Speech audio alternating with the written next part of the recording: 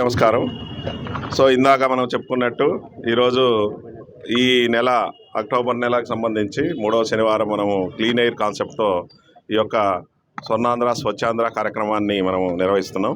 So ఇందులో భాగంగా మనము ప్రజా రవాణాని ప్రోత్సహించడం, అలాగే మన విద్యుత్ కంటే కూడా సోలార్ విద్యుత్, అలాగే విండ్ విద్యుత్, అలాగే ఈ యొక్క ప్రజా రవాణాని ముఖ్యంగా ప్రతి ఒక్కరు ఒక బైకు, ఒక కారు యూజ్ చేసి దానివల్ల ఖర్చు పెరుగుతుంది, పొల్యూషన్ పెరుగుతుంది.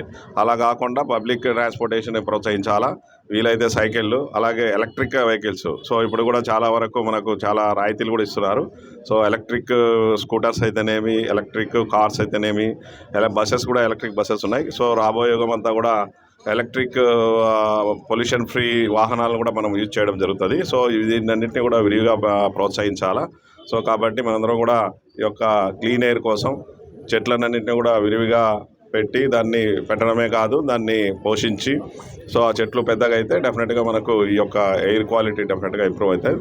సో ఇదంతా కూడా ప్రజలు అవగాహన చేసుకొని పాటిస్తారని సందర్భంగా ఆశిస్తున్నాను. Thank you.